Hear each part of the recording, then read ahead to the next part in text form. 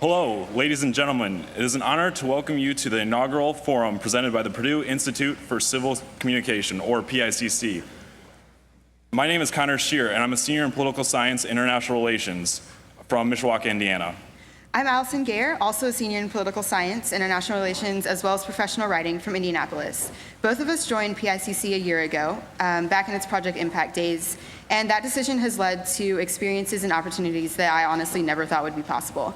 PICC has given me rare chances to interact with world-renowned individuals like scholars, journalists, experts, and so many more. To me, it's been a great way to refine my skills and learn new ones in order to help bring some of the most prominent voices in the national and even global conversations here to Purdue. The opportunity to host these wonderful guests and work alongside other members of PICC has been an invaluable experience. We're so glad that you've joined us today for our very first event as the Purdue Institute of Civic Communication, because today each of you gets to experience a little bit of what PICC is alongside us. We have a phenomenal afternoon lined up. You're going to get to hear from experts in the field of energy as they present their research, ideas, and experiences. But before we talk about what the future of energy holds, we'd like to introduce to you the woman who makes all of this possible.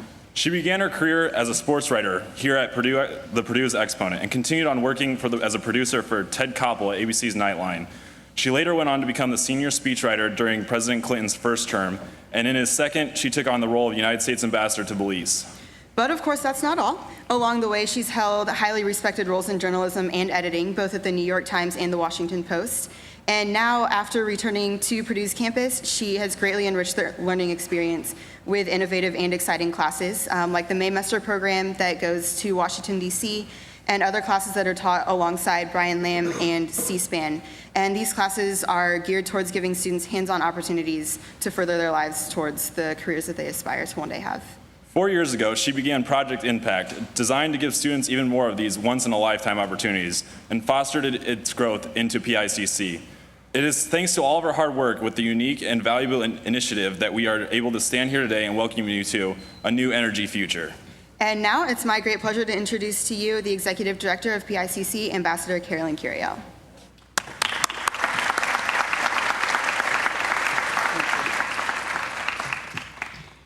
Keep in mind that I do grade them.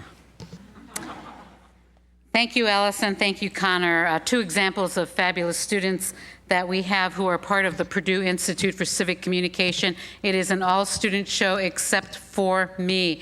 They make these events happen. Students of PICC, if you are here and not working outside, please stand up and let us thank you.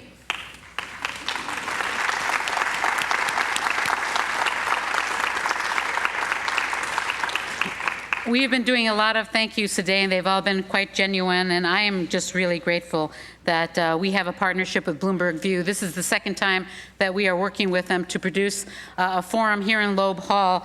The last time it was a debate on the election and the economy. This was in April of 2012, and it was a rollicking good time with the top names that Bloomberg View has. And this year we're doing it, of course, on energy, a topic that certainly should concern us all.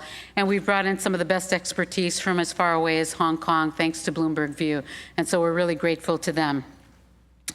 So today we will have an opportunity to hear from amazing voices. You got a little bit of a preview. Your program will tell you more, so I won't go through it since we started a bit late. You will get a chance to ask questions either with the roving mics or via Twitter. If you have a question, raise your hand, send it to Twitter, and we will take care of you. We also should be having standing mics here. We'll take care of that during the intermission. I want to introduce now Mary Duenwald, who is an editor at Bloomberg View who handles the issue of energy. Mary is an extraordinary editor who I had the pleasure to work with when I was at the New York Times. She is an amazing talent that I was not surprised that the Bloomberg View people stole, as they did Paula Dwyer. Mary, if you can come up and introduce for us our first panel, I would appreciate it. Thank you all.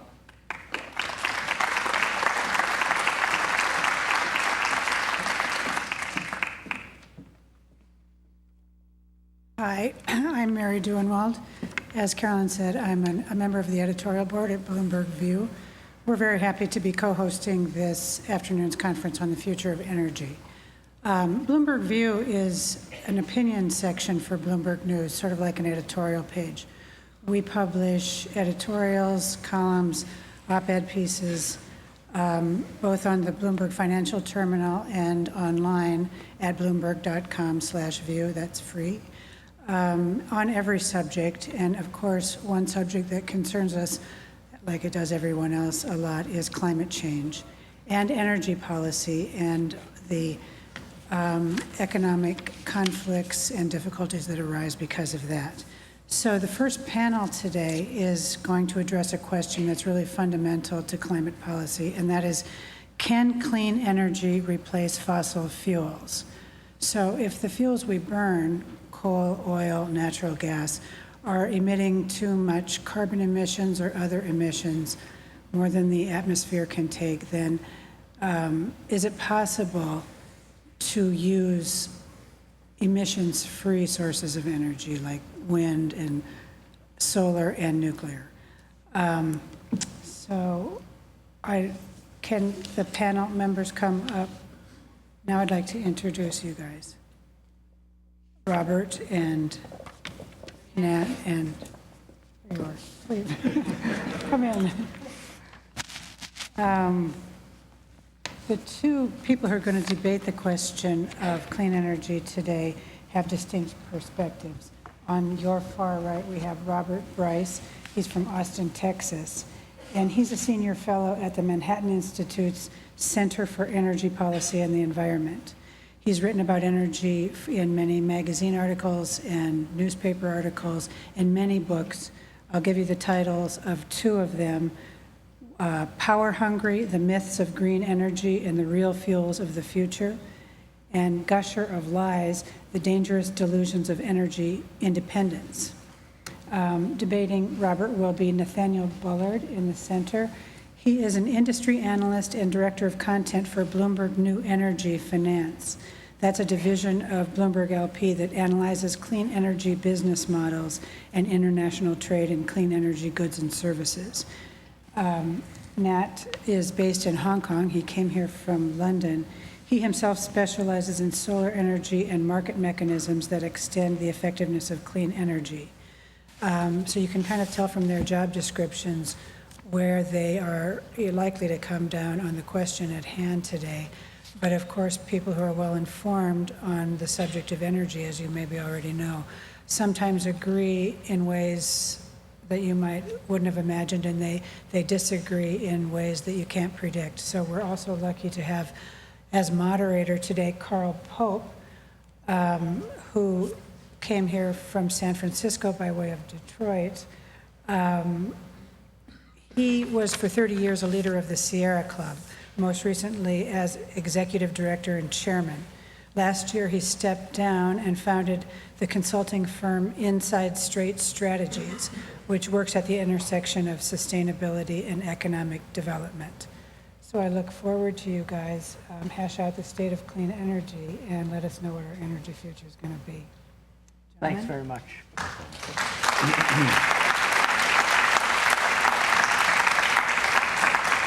Well, I want to express my gratitude to Purdue and PIC and Bloomberg Views for hosting this forum.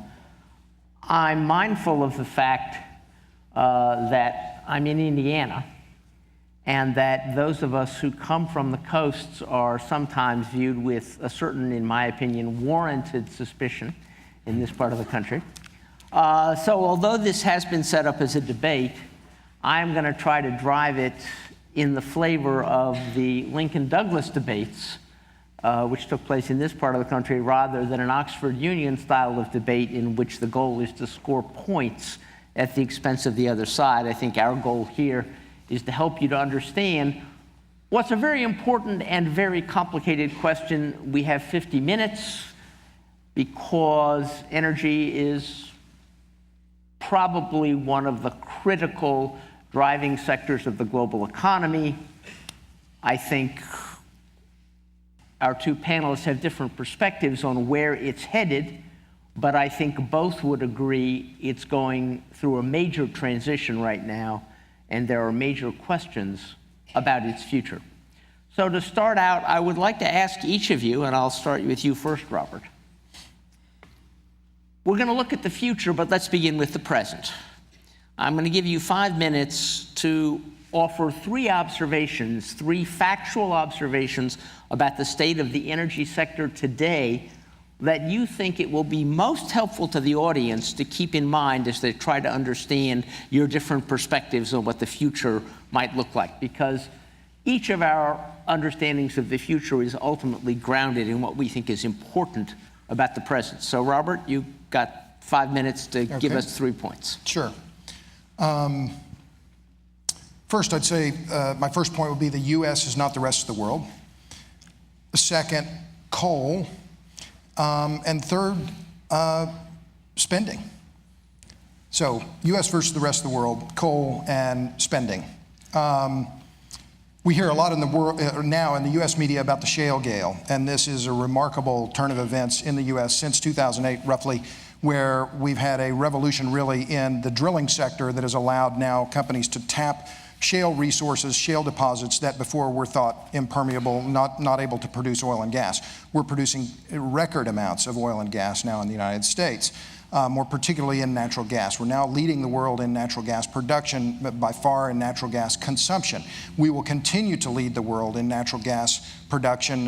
We are likely to exceed the oil production of Russia and even perhaps Saudi Arabia within the next few years.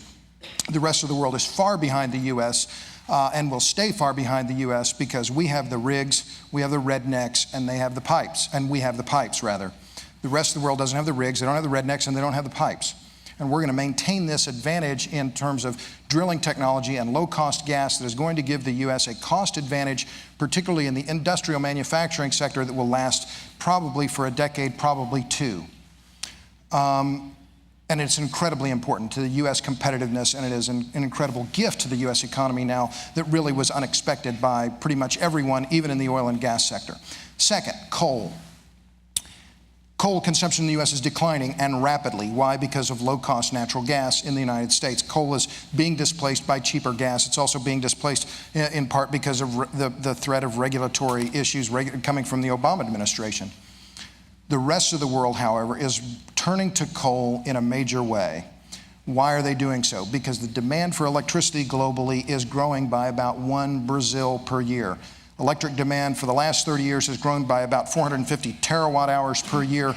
You look at any of the projections from BP, EIA, IEA, they're also projecting about another Brazil's worth of new electric demand every year through 2035. That demand is largely being met with coal. In 2011 alone, global coal consumption increased by nearly 4 million barrels of oil equivalent per day. The increase in 2011 was approximately equal to the contribution of all global solar, all global wind, all global biomass, and all global geothermal. Last year, in 2012, global coal consumption increased by 2 million barrels of oil equivalent per day. It increased by 2 million barrels of oil equivalent per day. It increased at a rate of 3 times the growth that we saw in renewables, solar, wind, et cetera, which grew by about 600,000 barrels per day. I'm hopeful for renewables. I'm particularly bullish on solar. Nat, I know, his expertise is in solar. I'm very hopeful in the solar market because we've seen tremendous reductions in the cost of photovoltaics. But the coal market continues to boom, and that has been driving CO2 emissions. So now I've already forgot my third point. U.S. world, coal, and... Something about expenditures. Expenditures, thank you. Glad I brought my notes here. I'm not looking at them. Spending. Last year, we saw in global spending, according to Bloomberg, roughly $270 billion in clean energy expenditures. Now, we can discuss exactly what clean energy is, but nevertheless, their term clean energy, $270 billion. Let's put that in perspective. Last year alone in the U.S., just the drilling sector in the United States, just drilling holes in the ground, spending was roughly $300 billion. Oil and Gas Journal's latest data for pipeline construction last year, roughly $200 billion. In the U.S. alone, just in the oil and gas sector, in the upstream and the midstream, that's the pipes, the upstream and midstream spending in the United States alone, spending was nearly twice as much as global spending on clean energy. So we need to keep scale in mind because this is critical. So I think I'm at 5 minutes. You are? Thank you. So Robert started off by saying exactly this sort of rest of world concept, which is, I think, the most important way to begin a framework for conversation about energy in general, but in particular about clean energy. There are pathways in place all around the world that can determine the energy future that's ahead. Well, they don't necessarily have to. Of that money that we talked about, it's about $270 billion roughly. It's about $1.5 trillion in the last 10 years invested in clean energy. That money used to be invested primarily in Europe. It has been off and on here in the United States thanks to interventions in one direction or the other, driven entirely by policy. But if you look at a market such as Asia in general, and in particular a market such as China, it is what you would call a monotonic function. It's going pretty much straight up. And the drivers that are there are different than the drivers that you find somewhere else. The drivers for energy investment, for clean energy investment in the developing world start actually from an energy perspective first rather than a clean perspective. And I think that that's very important to note. When I was with my colleagues last week in London, we were discussing the nature of subsidy and how it affects the deployment of energy in the United States. We complained that the sources of clean energy require too much subsidy. In Southeast Asia, the 400 million people there say they're ready to deploy, but it's actually these subsidies embedded in conventional energy that prevent them from taking off. If we look at two countries in Asia that I deal with fairly closely, India and Japan. India and Japan have a population gap of an order of magnitude. There are 10 times more people in India than in Japan, and there are the exact same, almost exactly same electricity capacity in both countries. So a bit to Robert's point, when you think about the scale of growth to happen, how do we narrow that band gap between how Japan lives and how India lives? That's sort of the wrap of my first point, is that the way to do it, in many cases, can be done on the margin with clean sources. The second thing to talk about would be to the solar point. I'll just give you two numbers. One is 22% and the other is 40%. So 22% is the experience curve, which is a pretty well-established mechanism for calculating the decrease in cost for any manufactured good for every doubling of its total manufactured capacity. Those of you who have a cell phone in your pocket are all beneficiaries of Moore's Law, which is the analog for semiconductors. For solar, that 22% is how much, every time you double the total capacity, it's gone down in cost. And that helps drive a growth rate of about 40% per annum. It may slow over time, but unlike other technologies, solar has a way of creating its own market as it becomes cheaper and cheaper, as other semiconductors did. So that's the framework for how that growth can go. One should be hesitant to think about asymptotic growth, and you should also be hesitant to think about exponential growth forever, because it doesn't always work that way. But in terms of the legs underneath a technology, that's an important thing to think about. That applies as well to other technologies. It applies to power storage. It applies to wind turbines, not just the manufactured cost, but the actual cost of energy and how they perform. And the third point is that energy does not exist in a vacuum. The things that you need to make energy are not just fuels. They're also water to a large extent. And they're also an environment physically and metaphysically in which investment takes place. So to Robert's point about China, we do estimate about 30 gigawatts of new coal power every year between now and 2030, if you average it out. By the same token, we also see coal use peaking in about 2027. And the government has even set this goal, but we have done our own modeling to see it about 2027 or 2023.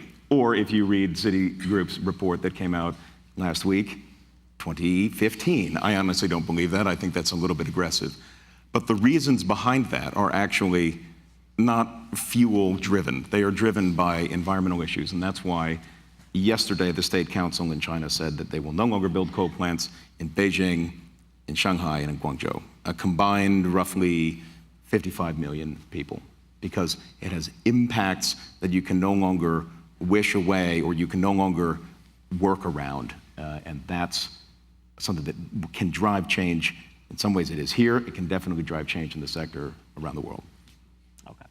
I'm going to take the prerogative of the chair, and I'm going to offer 3 observations, and then I'm going to give the 2 of you a chance, if you wish, to challenge any of the statements about the president you made, although I don't actually hear a lot of disagreements in you, but you might want to challenge them. My first point is that, to a first approximation, if you look at the last 10 years, and you look at fossil fuel prices and the supply chains that go into them, things like copper wires for transmitting electricity, those prices in most markets have gone up between 2-fold and 3-fold, and in some cases higher in the last decade. So you've seen a steady increase in prices for fossil fuel sourced energy. Second, for renewable and clean energy, you have seen a very steady and in some cases steeper 3-fold or more decline in prices, not only for solar panels, but also for things like LEDs. So the cost curves for the 2 sets of technologies have been moving over the last decade in opposite directions. The second observation is they're not moving in opposite directions because fossil fuels are technologically exhausted. The fact is that the skill of industry at extracting oil and gas in particular has gotten steadily very, very impressive. And the technological innovation in the fossil fuel sector has been stunning, but the fact is the prices of fossil fuel energy depend on the cost of fuel. The cost of fuel is a commodity. And while the world is in no danger, in my opinion, of running out of coal, oil, or natural gas, the 90th million barrel of oil costs roughly twice what the 85th million barrel of oil costs, and that in turn costs roughly 3 times what the 80th million barrel of oil costs. So the more the energy sector grows, as Robert has said it will, the greater the price pressure on fossil fuels, not from resource exhaustion, but from moving up the cost curve to more expensive resource sources. And the third point that I think is true about the present is there are clearly already many markets in which there are alternatives to fossil fuels which are cheaper if they were available, but in fact the fossil fuels still control the market because the alternatives have not been made available. So when you hear an economist say, well, consumers will seek the cheapest available source of energy, they are correct. Many economists simply then default to look at what's cheap. It must be cheaper because it's being used, when in fact in the energy sector in many cases what you have is for a given use a local monopoly, and effectively there is no way to shift for a consumer to shift. If you are driving a truck right now, you mostly have to buy diesel, whatever the price of diesel and whatever the price of natural gas. So what I'll call localized monopolies, not necessarily illegal monopolies, just effective monopolies, are locking fossil fuels into a lot of market sectors where some renewable source might be actually more affordable. Do either of you want to raise questions either about each other's interventions or about mine? Well, what I'd like to talk about then is what that implies, first of all, in the rest of the world, but more interestingly here. There's a sense of knock-in almost in the way that you describe these local monopolies. And what I would add is that be wary of those when there are also business models working rapidly at the margins that have a way of either sidestepping or making unnecessary those existing structures. Let me put it another way. If you were to if you were to rent a car, as we did this morning, I didn't have to buy a Model T first. I was able to get the car that I have right now. I think it's a Nissan Sentra. If you were to build an electrical network in the rest of the world, it doesn't have to look like what you have here. If you were to go to India and say, I'm offering you the option in terms of electrification of access in 5 years' time to a state-of-the-art ultra-mega power plant, which is about a 4-gigawatt, $6 billion coal plant. And you might get electricity from it because there's theft and there are operational issues, you can't get coal supply. Or I'll offer you right now 8 hours a day of electricity with a solar panel and a battery. I'll also offer you the opportunity, as the system grows organically, to parlay, to trade that electricity with people in your village. The option there is relatively clear when you put it in that framework. And that's not to say that there isn't a massive amount of demand growing, but erosion of demand starts at the margin, not at the heart. So I think that that also applies here. If you talk to some of the gentlemen that are here from regulated utilities, they can tell you that if there is flat growth in demand and you have demand erosion possibly happening just a few percentage at a time, it starts to create complications for ongoing business models. But that doesn't mean that it negates them. If anything, it creates an opportunity. It creates an opportunity for the largest companies in the entire world to adopt technological change that keeps their business going. We only consume the actual outcome of energy. We consume the ability to do work. We don't actually fundamentally consume anything else. We don't care where we get our electrons. We just care about what we can do with them. Robert? Well, let me back up and just take the progressive side of the floor. The caption that we're facing is, can clean energy displace fossil fuels? And let me just answer the caption, because I think that that's critical. And I think if you look at where what we're seeing now in the marketplace, the answer is a resounding no. But first then, before even answering that question or addressing that question, what is clean energy? We just came from a luncheon where the vast majority of the people in the audience said that natural gas is not clean energy. If you look at Senator Binghamton's bill that he introduced last year that would have introduced a clean energy mandate in the United States, he included both natural gas and nuclear under the umbrella of clean energy. Well, if you're at the Sierra Club, with all due respect, they're opposed to both nuclear and natural gas.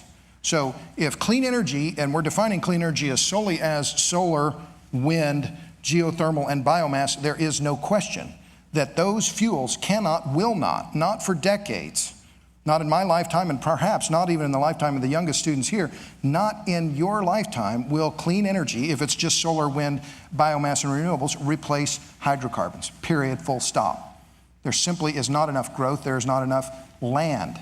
Now, Carl, the way I heard your point was that fossil fuels are technically exhausted, or where I heard it was technical innovation in hydrocarbons is reaching its limit. Well, we've seen already just in the last 4 years the technological innovation, a real revolution in the drilling sector, which no one foresaw. In 2005, Lee Raymond was the head of the CEO of ExxonMobil, and he said in a public forum, the North American natural gas production has peaked. It's over. We're going to have to look overseas, or we're going to have to build a pipeline from Alaska. ExxonMobil is a pretty sophisticated outfit. And here was the CEO of ExxonMobil saying, we have no more natural gas in the United States. And yet last year, the U.S. produced nearly 70 billion cubic feet per day, a record, far eclipsing the production numbers we saw in the 1970s due to increasing innovation in the oil and gas sector. The reality is that in my view, what we've seen in the last few years is that the oil and gas sector, which many people are throwing dirt in their face a few years ago, has out-innovated the solar and wind sectors. And in fact, if you look at the cost of wind in the U.S. today, it's, they need $6 natural gas to be competitive. Natural gas today is about $3.50. The final point, and I think that, let me just jump to where I think the debate needs to be going, which is about density. It's why I'm so adamantly in favor of natural gas and nuclear. If we're going to be serious about CO2, we have to be serious about density. We have to be serious about nuclear. Density is green. Low density is the enemy of the environment. I know we're in an ag school and biofuels are part of the curriculum here. Biofuels are not the answer. The power density is simply too low. And I'll stop with this figure. The power density of wind energy is 1 watt per square meter, period, full stop, end of story. I can point to 6 different studies. It's 1 watt per square meter. What does that mean? It means that wind energy needs an enormous amount of land to be viable. The U.S. has roughly 300 gigawatts, 300 billion watts of coal-fired capacity. If we wanted to replace that capacity with wind energy, just the capacity with wind energy, we would need 300 billion square meters. That's a land area roughly the size of Italy. And no people could live on that land because of the noise the wind turbines generate. So the problem fundamentally with the definitions of clean energy, if it's just solar and wind, is low density. And it's a physics problem, not a want-to problem. Nathaniel, I'll let you. The definitional issue, actually, I'm with you. We have a service that covers nuclear and gas for those very reasons. if you need to maintain a giant base load and you need to also decarbonize it, then nuclear is going to be part of that. The real question to my mind is not, is that technically around, but who's going to do it? Like the quark spread right now in the United States pays you nothing. If you wanted to build nuclear in the US right now, you're going to need the sort of interventions that generally have been propounded upon clean energy, right? And high-cost natural gas. And you need a high natural gas cost. I mean, the 4 reactors that are closing down this year, one is closing because it's broken, 2 others or 3 others are closing because they're very old and not being renewed.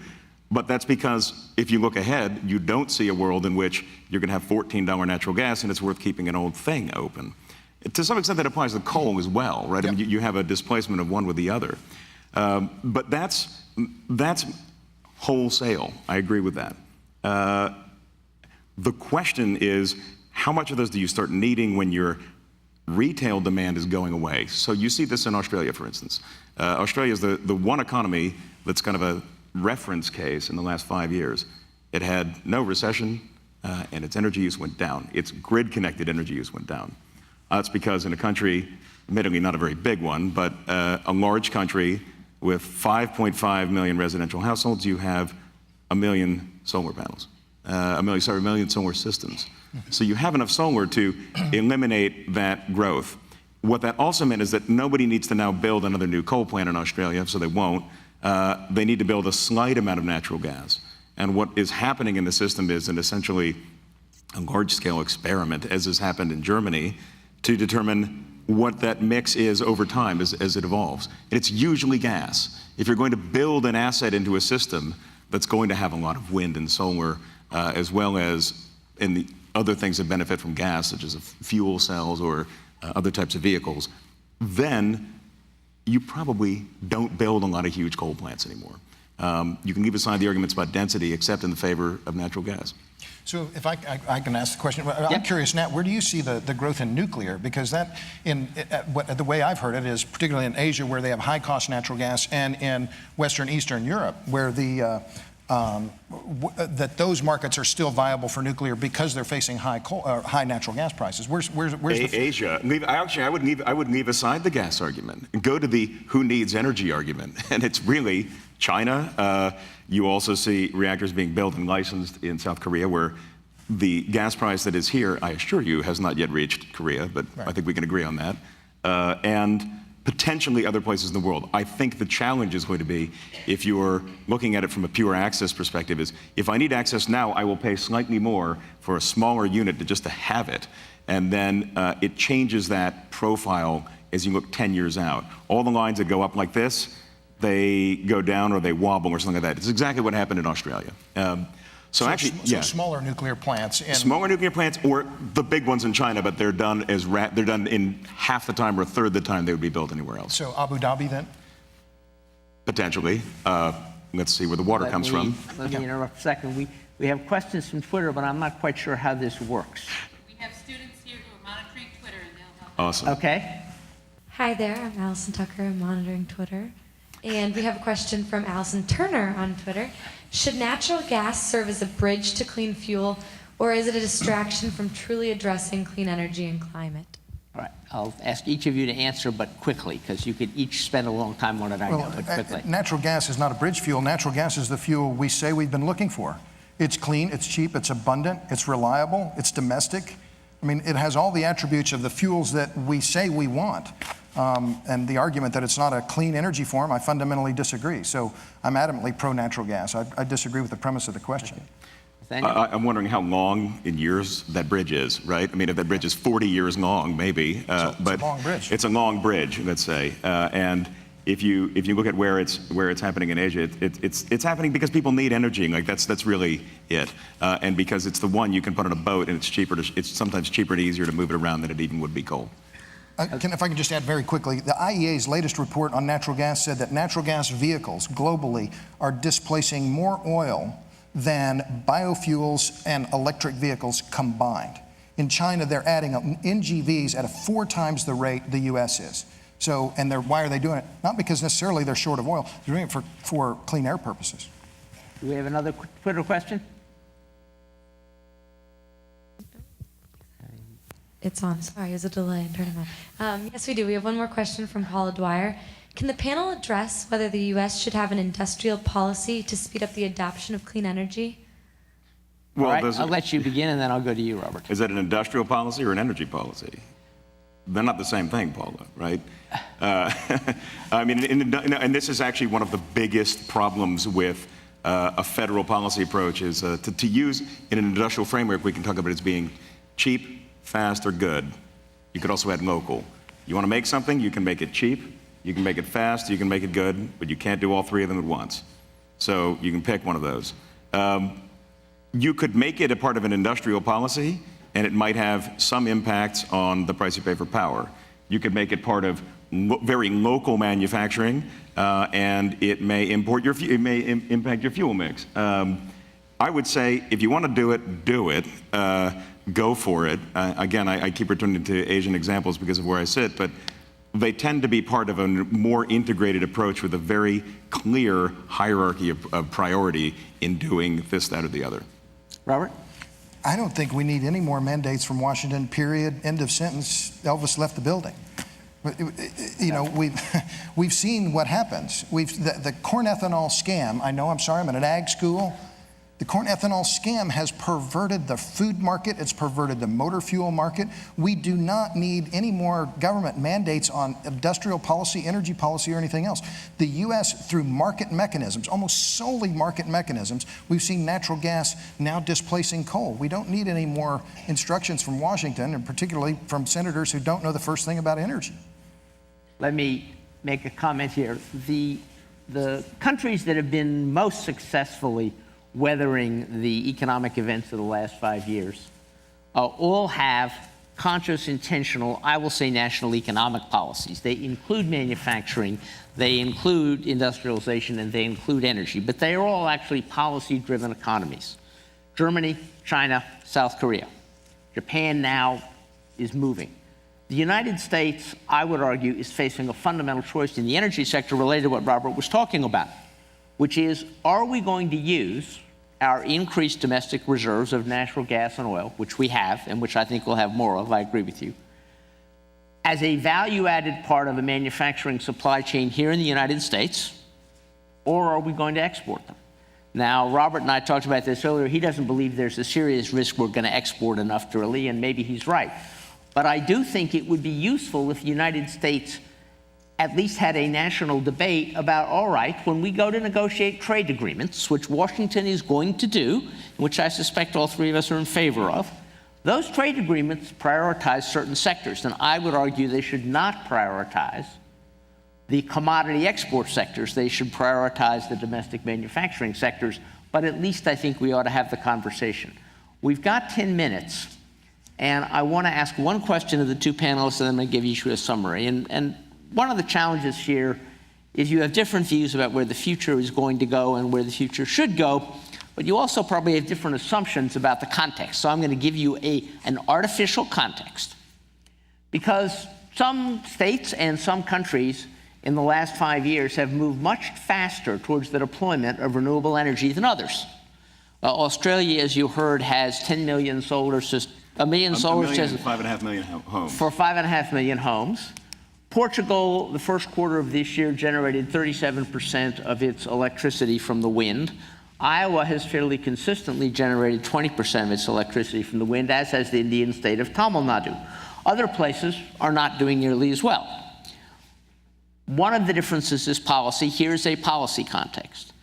How much clean energy, how much renewable energy would there be in 15 years if every country put in place a price which said we will pay 7.5 cents a kilowatt hour for power from wind, and we will pay 13 cents a kilowatt hour for electricity from solar, and we will modernize our grid so that it can handle both baseload and intermittent sources. So you get three government interventions: a guaranteed market for solar, a guaranteed market for wind, at about the price that new coal plants cost, and a good grid. How much of a difference would that make in the trajectory of clean energy?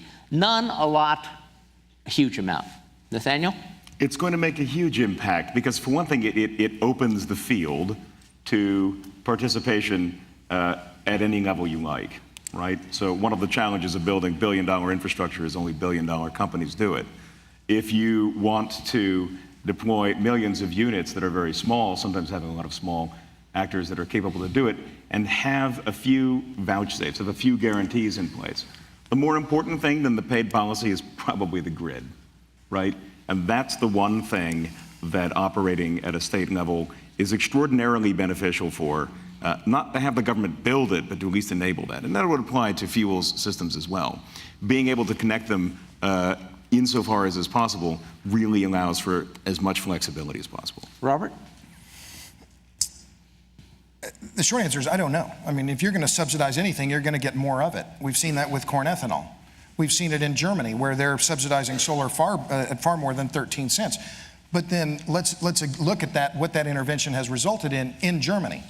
In addition to now them deciding to close their nuclear plants because they think they're not clean, Germany is now building 11,000 megawatts of new coal-fired capacity. So for all of this new solar capacity that they're building, they're having, actually their CO2 emissions are increasing.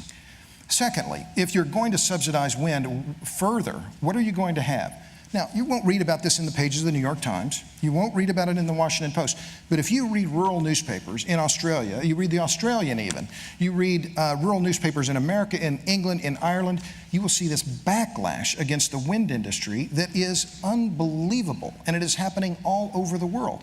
It is a urban-rural divide where you have these urban residents saying, we want wind energy, it's clean. And you're having rural and suburban residents saying, we don't want to look at 500-foot tall wind turbines all day, every day, and see red blinking lights all night, every night, nor do we want to hear them. And I've interviewed people all over the world, myself, who have left their homes because of the noise generated by wind turbines. And the wind industry wants to discount this, say, oh, these are just complainers, they're whiners. This is real, and the infrasound and low-frequency noise produced by these wind turbines is a real problem. And the land use problem is one that they can't get around. One final question for each of you.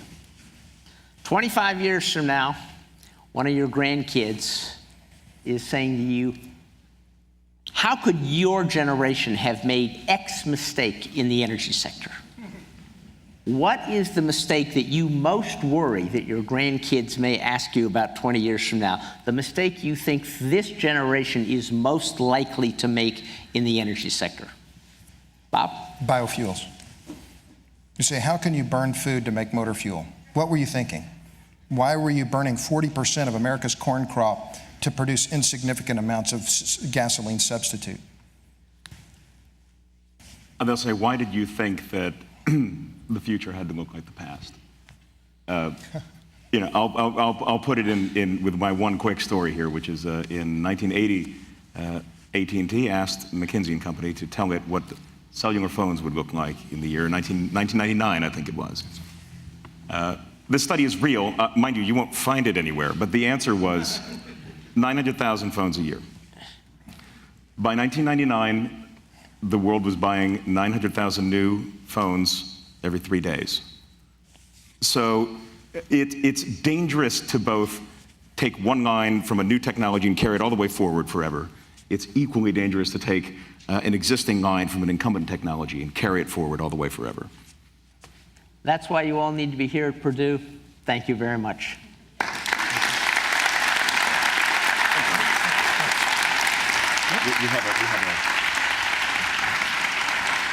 Thanks, Carl.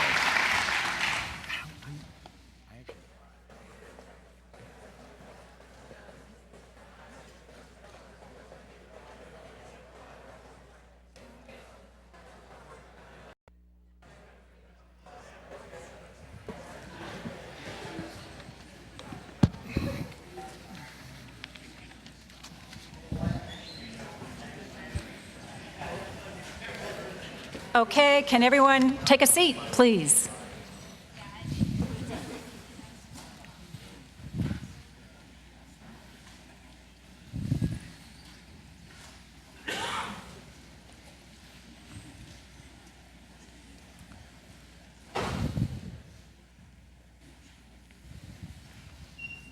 All right, everyone take a seat.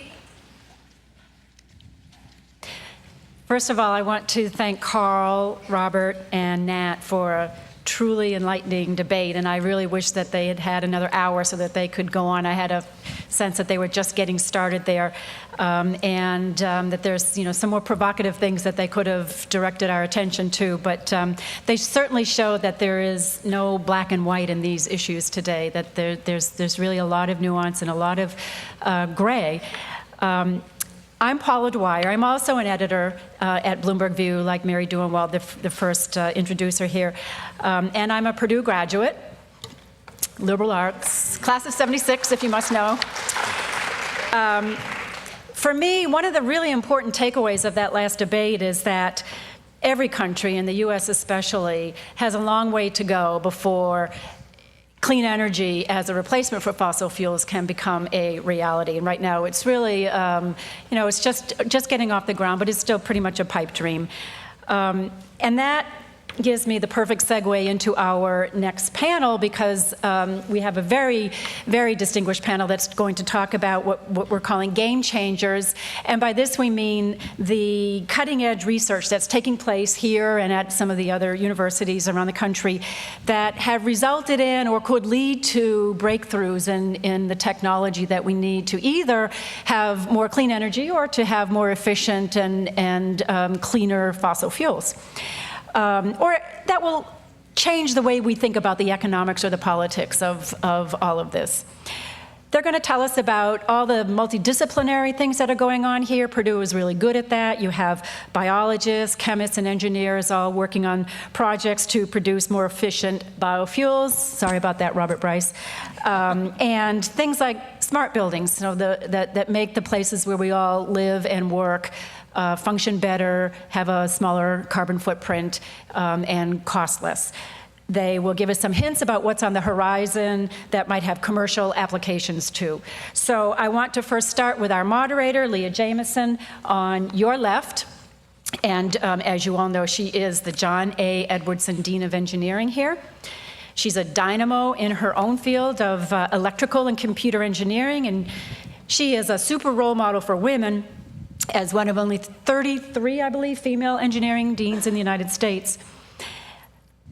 I can't begin to recite all of her accomplishments, so I just want to name one of my favorites, and that is that she's an engineer who cares equally about community service and a quality higher education, and she put those two together to co-found EPICS for engineering projects in community service. And that uses student brain power and muscle to provide engineering and design solutions to the local community.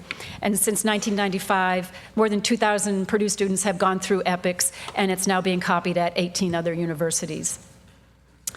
To her right, to your right, is Maureen McCann. And I think a lot of you here, if you're in the science program, you will already know about Maureen. She is a botanist. She's the director of Purdue's Energy Center, which is part of the Global Sustainability Institute in Discovery Park here. Her research aims to understand how the molecular machinery of a plant cell wall contributes to its growth and specialization in its final shape.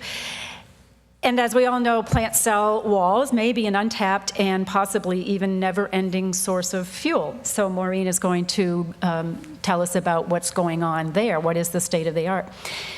And then to her left, we have Jim Braun. And he's an engineering professor associated with the Herrick Laboratories. And if you're an engineer here involved in a lot of the work on smart buildings, you'll know about Herrick Laboratories. Jim conducts research on improving the performance of building systems and equipment, and that means things like heating and cooling machinery and intelligent control algorithms for energy management. And then finally, on his left, we have Wally Tyner. He's a professor of ag economics. His work is focused on the economics of energy, including ethanol and biomass. Again, sorry, Robert Bryce.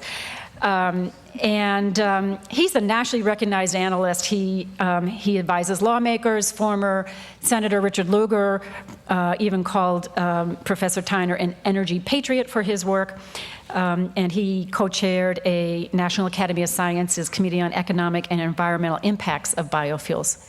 So I am really honored to have such a distinguished panel, and I'm excited to hear what they have to say. So, Dean Jamieson, take it away. Okay. Thank you, Paula. And I want to also, I want to take the opportunity to congratulate PICC, Carolyn Curiel, to thank Bloomberg View for collaborating with us on this, and also a special thank to the Daniels Foundation, not a relation to our president, I don't believe, but for the support that they are providing for PICC, because this ability to bring policy and communication, and for those of us in STEM fields, to bring this all together is incredibly important. And what we hope to do with the panel is to capture some of that essential interaction. As Paula noted, our panelists are from biology, from engineering, from agricultural economics. So we're spanning not only how do we generate and create energy, but also how do we manage and use energy, because it's not all about how you make it. It's also about how you use it, but also how you make decisions about economic decisions, policy decisions, and these things all fit together, and that's what we're hoping to capture today. The other thing I would say as a very hardcore academic is that when we talk about energy, it is one of the places where we have the incredible bringing together of what do we do in research, what can we and should we do in education, but also what do we do in engagement? How does this play out in our connections to the world, in discovery with delivery, in learning, in opportunities? And so what we're going to do for the first segment of the panel this morning is that each of the panelists is going to take 7 minutes, 8 minutes, to talk about what are the 5 most interesting things that are going on in their world, maybe 4, depends on which world you live in, or framing it around what are the critical challenges and what are the opportunities. So to break this down into the question about specific things that are happening here at Purdue, the title of this forum this afternoon is A New Energy Future. And so this is very much about the future. It's what is the cutting edge work going on in your part of the energy world. And we'll start with Maureen McCann. And if I could, Maureen, just 1 second. If you have questions for the panelists, can you either come up to the 2 mics that are right here at the end of the aisles, or you can tweet them to @PurdueICC, @PurdueICC. Thank you. Okay, and so we will start with Maureen, who is, as Paula said, a professor in biology, but also the director of the Purdue Energy Center, which is housed in Discovery Park. So, Maureen. So thanks, Leah. I'm a real believer in the transformative power of technology, what a British Prime Minister called the white heat of technology, and how that can be fueled by new discoveries in science and in engineering. So I don't believe that many of you filled out your last class assignments by typing on a typewriter, and I don't think you did that listening to an LP spinning on a turntable during the last week. In the energy space, research has been maybe less interesting for a while, because with fossil fuels being so abundant, we tend to have a strategy of digging them up, burning them, use that heat to move your car forward, use that heat to turn the lights on.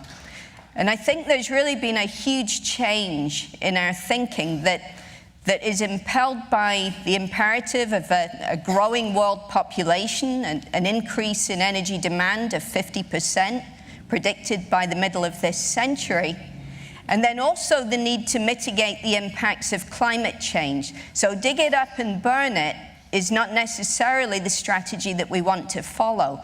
And what I'd like to share with you is some of my enthusiasm for new ways that we can bring in biology and chemistry, material science and nanotechnology to contribute to that white heat of technology, to disrupt the existing strategies. So in my own research, we've pulled together a team of biologists, chemists, and chemical engineers, funded in 2009, to work on direct catalytic conversion of biomass to biofuels. And this is not corn, this is not food, it's the inedible parts of plants, what we call the lignocellulosic biomass. It can be waste residues once we've harvested that food and feed. And our model here is the petrochemical industry, which uses thermal treatments.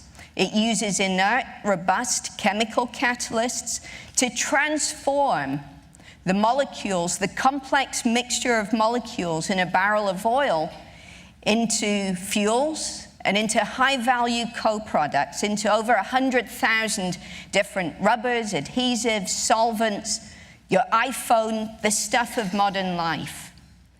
And so these are technologies that have not previously been applied in the biofuels area.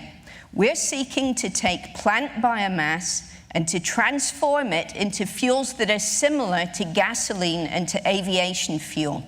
Liquid hydrocarbons, energy-rich, energy-dense, and to capture every carbon atom that the plant has so carefully sieved from the atmosphere at 400 parts per million CO2 and stored in chemical energy in its body. No carbon left behind.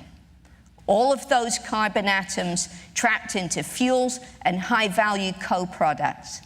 And the reason we're doing that is because if we can double or treble the efficiency of carbon capture, then we will halve or reduce to 1/3 the land area that we need to grow bioenergy crops on, and the inputs of energy and water and fertilizer needed to grow those crops. So we were asked to come up with 5 interesting ideas, and we could have come up with 50 here, because we're not short of invention and innovation now in energy-related research. So I've picked 5 that sound a little bit like my New Year's resolutions. So that the first idea is lose weight. Your gallon of gas, the gas that you put in your tank, only 8% of the energy contained in that fuel goes to move the drivers, the passengers, and their belongings. The rest of the energy is dissipated as waste, or it's to overcome the huge weight of the vehicles that we drive. So what would happen if we could make ultra-light, ultra-strong materials and reduce the weight of the vehicles that we drive? We can take cellulose fibers from biomass and combine them in thermoset resins, and we can make carbon composites. And those carbon composites are very strong materials. And if Volkswagen uses them to build a concept car like the XL1, then you have a plug-in hybrid vehicle that gets 230 miles per gallon. So first idea is lose weight from your vehicle. The second idea is recycle. Thermoelectric devices are devices that are coated in a material that when it's hot on one side, it causes a current of electrons to pass to the cool side of the material. And so you create a current. And there's plenty of places in your car exhaust, in your car engine, in industry, in power plants, where we would like to capture waste heat and generate electricity from it. So Professor Yue Wu from chemical engineering is actually working on a technology here in Burke Center for Nanotechnology, where he makes these very thin glass nanowires, and he coats them in a material called lead telluride. And the reason he's making these glass nanowires is that they're very flexible. And so you can wrap this thermoelectric device into car engines, into car exhausts, and even into clothing, so that you could be cooled as you're walking around campus on a hot day. So second idea is recycle waste energy. The third idea is consume locally. So our existing grid infrastructure is somewhat out of date. It isn't as flexible or reliable, robust, or secure as we would like it to be. What would happen if we became energy locavores? What would happen if we had a distributed system of microgrids that might take their energy locally from renewable sources like solar and wind and not transmit that energy over long distances, but much shorter distances, so allowing less losses of power during transmission? It would be more distributed, it would be more secure, for example, to terrorist attacks. And we have at Purdue some very deep expertise in power electronics, in designing microgrids and smart grid infrastructure, and then also in cybersecurity that we could bring to bear on that. So the third idea is consume locally, don't send your power over long distances. Fourth idea is be super efficient. What about if we had materials in which there were no losses of energy during transmission of current? What if we could make superconductors work at room temperature? So Erica Carlson in physics, her group is working on understanding how what looked at first like imperfections in ceramic materials like cuprates actually might be contributing to the superconducting powers of these materials that are like the plates you eat your dinner off, right? So you don't expect your dinner plate to conduct electricity at all, but at very low temperatures, these materials do. And so the fourth idea is be super efficient, work out how to conduct electricity with no losses of power at room temperature. Maybe we can even use the magnetic fields around superconducting wires to levitate trains for frictionless travel. Fifth idea is look at nature. So plants have evolved incredible nanomachinery that allows them to carry out two very important reactions. One is that they can split water into hydrogen and oxygen. And the second reaction is that they can use some of that hydrogen to reduce carbon dioxide. So they trap the CO2 and they reduce it and they store it as carbohydrates. So what about if we could mimic that? What about if we could, using chemicals and using advanced materials, carry out artificial photosynthesis? And so that's my fifth idea. It's look at nature and work out how to make liquid hydrocarbons from fuel, from air and sunlight. All of these ideas have got one overarching need, and that's exercise. And the exercise is for your imagination. So I actually do have a turntable, and I do have a typewriter, and I keep them for nostalgic reasons only. So. Okay, thank you.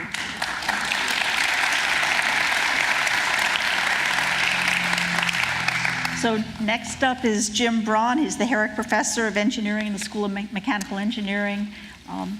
Thank you. Smart buildings. So it's great to be able to talk about buildings. It's a passion I've been working on for quite a long time.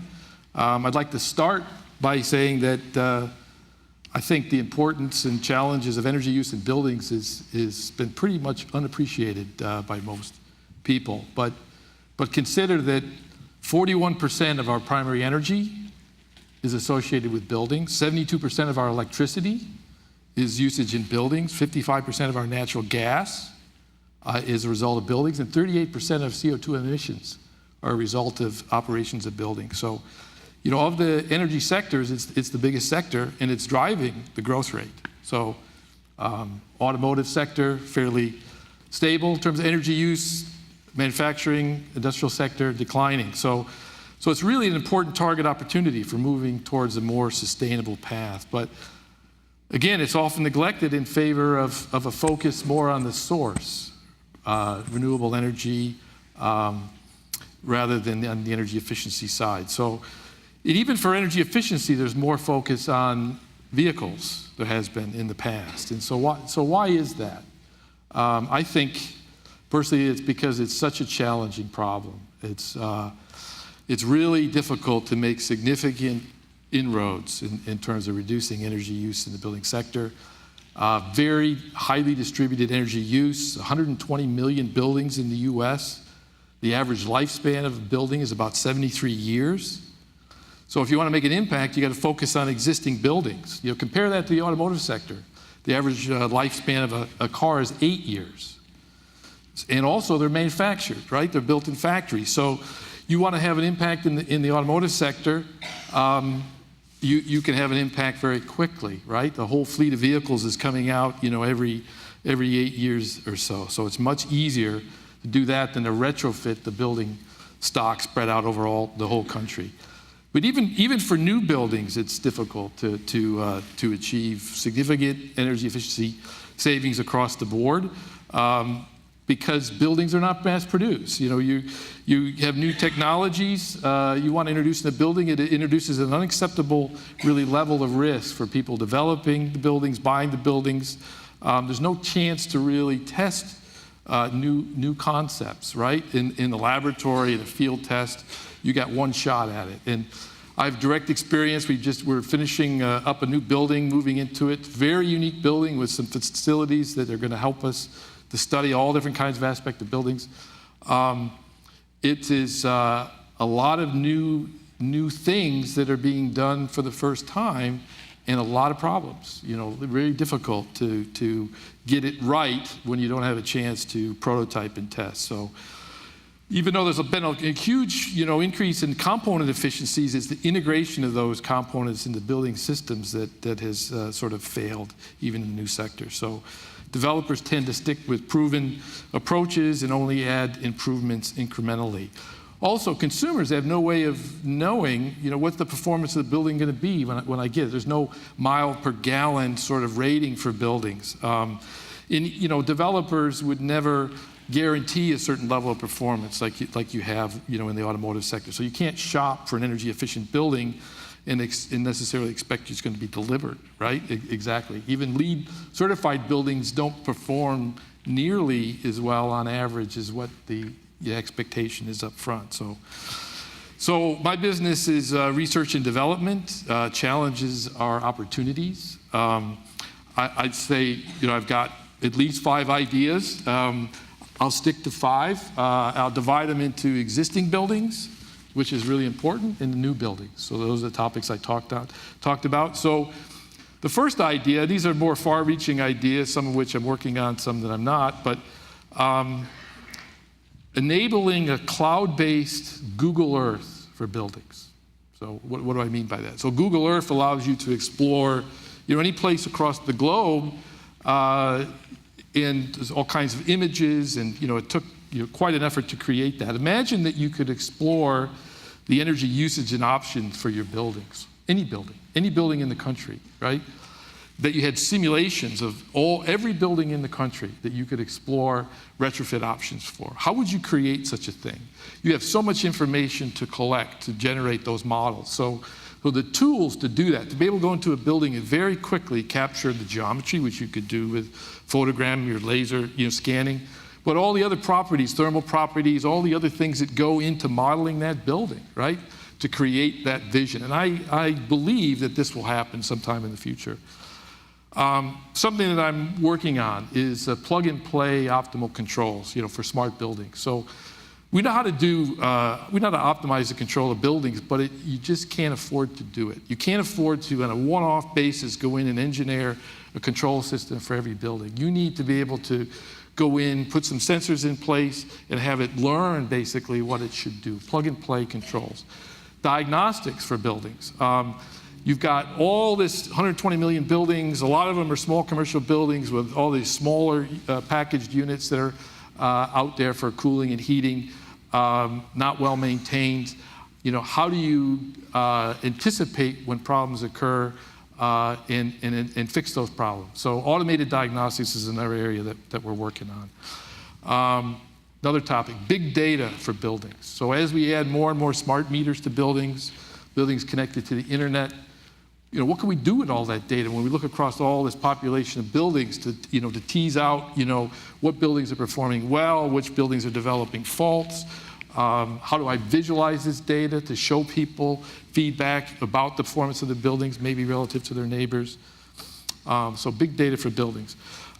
Interaction of buildings and utilities on the smart grid. So buildings that automatically respond to grid incentives and signals.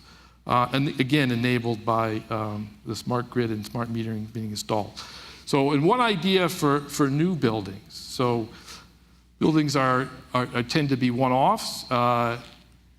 Could you imagine that buildings would, in the future, be more like the Lego sets that you grew up with, right? So when I grew up as a kid, we had Lego sets that you could build anything. Now you buy Lego sets and you're building a particular plan. Good marketing, job that Lego did on that.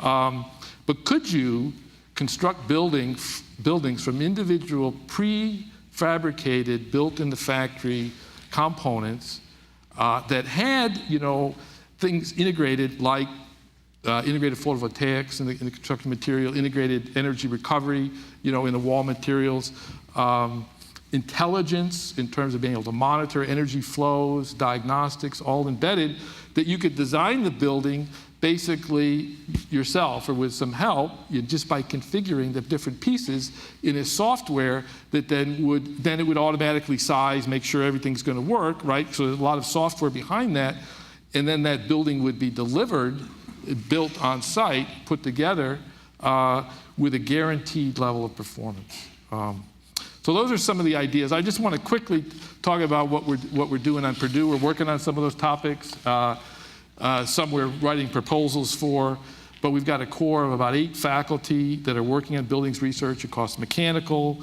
architectural, electrical engineering at Purdue. We have a long history of working in this area, starting early on with components, compressors, heat exchangers, valves, the equipment, the systems, envelopes, controls, indoor air quality, lots of modeling work that couples to that. So all different aspects that span the range of work in buildings. It's really an exciting time for us because we got a big grant to build a new building, which is just coming online, has some very unique facilities.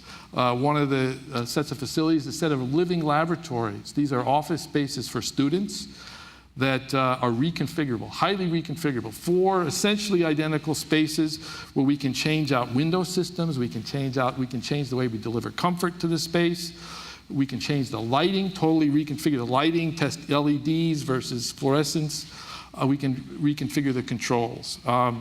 Very exciting for us, the comfort delivery, we can deliver air from the floor, from the ceiling, from the side of the wall, we can do radiant heating, radiant cooling. We have different capabilities in the different spaces that we can do side-by-side real-world testing of different concepts and controls. Another facility, perception-based engineering laboratory, is really focused on studying the occupants in buildings and their response to the environments. Again, highly reconfigurable in terms of lighting level, or the type of lighting. You can bring in natural light. You can change the acoustics in the room. You can change the air quality, the thermal conditions. So it's really for studying the occupant and ultimately building a better model for how people perform, right, within the built environment that could be helpful for designing better buildings. Other specialized facility, geothermal facility, equipment research, indoor air quality rooms, all kinds of different facilities. It's really a good time to be in this area and with a critical mass and good, really nice facilities. So. Okay, thank you, Jim.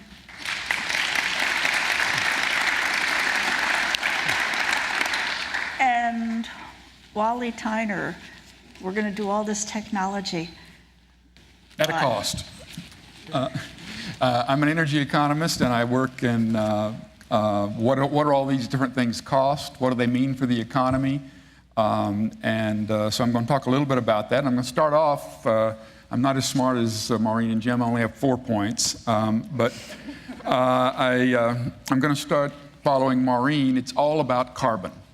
And it's all about what are the different ways to reduce carbon emissions. If we're focused on reducing greenhouse gas emissions, trying to alleviate the problems with climate change, it's all about carbon. So what are the impacts of different ways to go about reducing carbon? And we've looked at a clean energy standard in electricity that's been proposed by the Obama administration. Today, we're 40% clean. And by the way, they define nuclear as clean and natural gas as half clean. So there it's decided. So today, if you count all of that, plus hydro, plus wind, plus the things that we have, we're 40% clean. And the goal of this policy is to make us 80% clean in electricity generation by 2035. Another policy we're looking at is the renewable fuel standard for biofuels. Another one is the CAFE standard, corporate average fuel economy standard for cars. And that is already the law of the land, and we're moving from 27.5 miles per gallon today up to 54 miles per gallon by 2025. So all of us are going to be driving more fuel-efficient cars. One of the things that's exciting is that we can work with Maureen and look at how much she can reduce the cost of implementing this CAFE standard if some of these new materials come about. We're working with Greg Shaver on and some of the mechanical engineering combustion aspects. If we can implement some of that, how much would that reduce the cost of implementing the CAFE standard? So we have national energy technology models that estimate the cost of all these different alternatives and also estimate what if we don't mandate any of these things, which is our current policy. What if instead we have a carbon tax, which is what most economists would say should do, because a carbon tax basically says you want to reduce emissions, put a price on those emissions. So we estimate the cost of that as well, and we quantify the cost of each one of these options. It turns out that a carbon tax is cheaper because everybody in the economy faces an incentive to reduce their energy consumption or to switch to the way they go about consuming energy. Related to this, and this relates to a point Jim made, the cheapest oil is the oil you don't consume. And in this country, we've been doing a pretty good job in the last decade or so of reducing our oil consumption. In 2012, our energy consumption was less than it was in 1999. And our economy grew by 25% in real terms over that time period. So we have become that much more energy efficient from 1999 to 2012, and that's really important. And if we implemented a carbon tax, we would become even more efficient about the energy we consume. So we ask and try to answer all kinds of questions that integrate work done in engineering and science into our economic models to project for policymakers, what is it going to cost if you do this? What is it going to cost if you do that? Our firm belief is that better information leads to better decisions. I hope that's true. Second idea, and this comes back from something Robert talked about, is shale oil and gas. It is a game changer. It's got to be done sustainably. It's got to be done right. It's got to be done environmentally safely. But the International Energy Agency in Paris last October issued a study called Golden Rules for a Golden Era of Gas. And they estimated that you can do gas right for 7% less than business as usual. So we can do it right. We may or may not have the will to do it right, but we can do it right, and it's a game changer. Our estimates are that between 2008 and 2035, the U.S. economy is on average about $473 billion a year better off because of shale oil and gas than without it. That's a huge number for a $15 trillion economy. So shale gas is a big deal. And in response, not in response, but following something Carl said earlier, our study also shows that the U.S. economy is better off if we don't export large amounts of this shale gas, if we keep it for our energy-intensive manufacturing for our electric power generation, for other uses, for lower energy prices in the economy in general. Third idea is aviation biofuels. On the ground, there are options. There are alternatives to biofuels. If you want to be greener, you can have an electric vehicle. If you want to be greener, you can use compressed natural gas. You can use ethanol. But in the air, there is no option to being greener except efficiency, we've already talked about, and biofuels. And the European Union is going to start imposing a tax on every takeoff and every landing that doesn't use cleaner fuel sources. And that means aviation biofuels. So we're fortunate at this point to have funding from the Indiana corn growers, from Boeing, from United Airlines, and from Honeywell UOP to do a techno-economic analysis of the entire aviation biofuel supply chain with the idea that we will be able to come up with ways to implement that and to make a significant impact on the greenhouse gas emissions of the aviation industry, not only in the United States, but ultimately in other parts of the world. Finally, the last one is fleet conversion from diesel to compressed natural gas. That's the low-hanging fruit for this compressed natural gas, or for the natural gas we have, is to compress it and use it in fleets. And we've actually done a real-world live study of conversion of the city bus company in Lafayette from diesel to compressed natural gas. And our results show that, yes, it is economic. Compressed natural gas today, as Robert indicated, is very cheap. It's the equivalent of about $40, $45 oil. Just before I came in, I looked, oil is $110. So if you can burn $40 or $45 oil instead of $110 oil, you're going to save money. The problem is that for city bus, to build the fueling infrastructure costs them $2 million. But they have a chance over the 15-year life of a bus to amortize, and they have 73 buses. They can amortize that $2 million over lots of miles and lots of buses, and are even in conversations to get other fleets to join them so that they can spread that cost out over more and more vehicles. So there's a lot of potential for fleet use of compressed natural gas. We've been working on that topic as well, and of course you can see it's related to some of the other topics. And again, it's also related to this issue of do we export the gas or not, because if we export a lot of it, the price of gas goes up. As Robert indicated, it's about $3.50, $3.60 today. It's $13 in Japan, it's $13 in Europe, it's $15 in China. So there's plenty of room for it to go up if we start selling it to the rest of the world. So I'll stop at that point and look forward to your questions. Okay, thank you.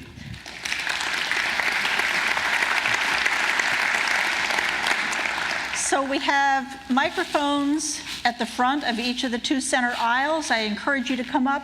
And do we have Twitter questions to get started while people come up to the mics? Yes, we do. We have one from Evie F. Bafana.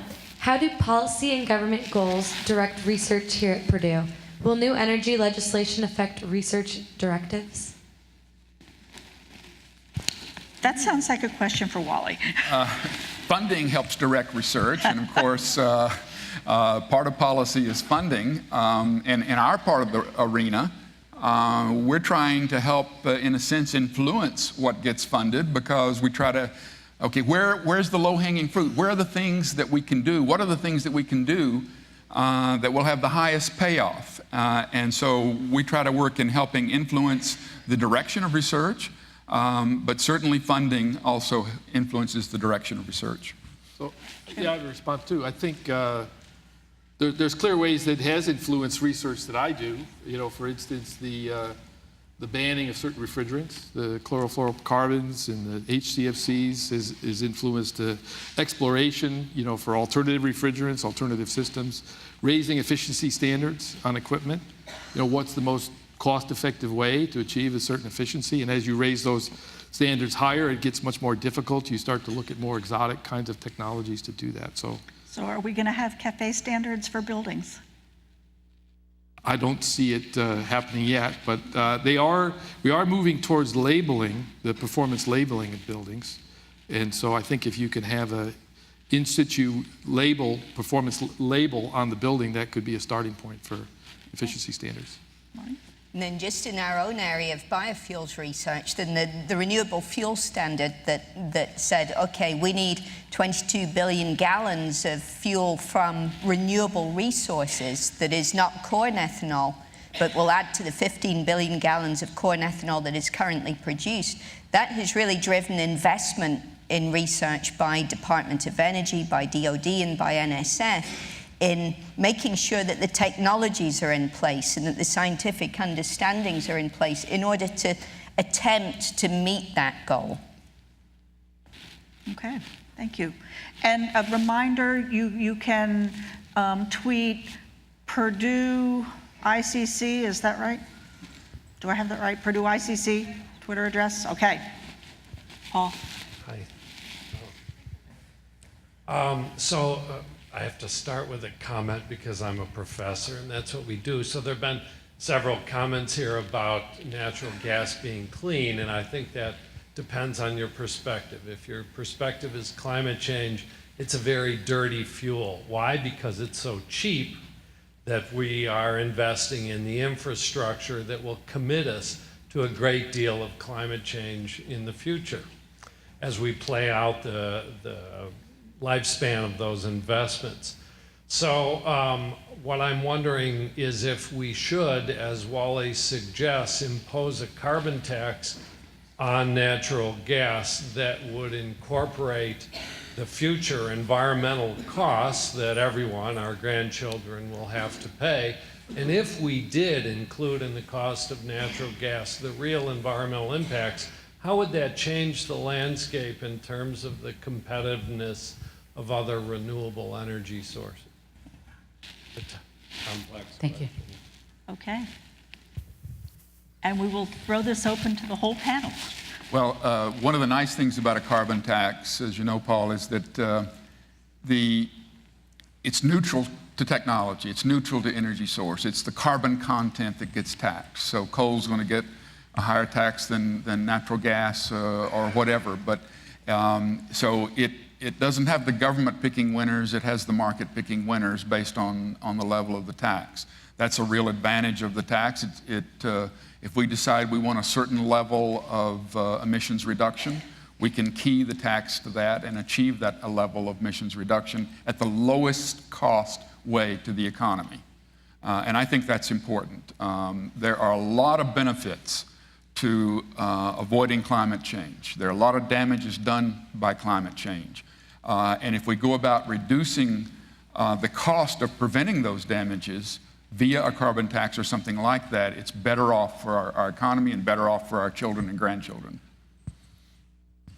So I think one of the issues is the real dependence that we still have on fossil fuels for all of our electricity and transportation fuels, because if you add it up and leave out nuclear for the moment, those three fossil fuels of coal, oil, and gas are 85% of energy supply in this country. And so we have this monolithic system that is going to take a huge shift in direction as we try and bring on net carbon zero sources of energy.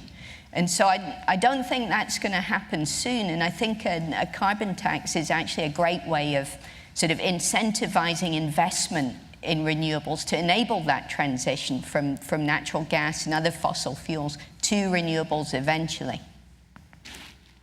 Okay. Question mid-aisle. Okay.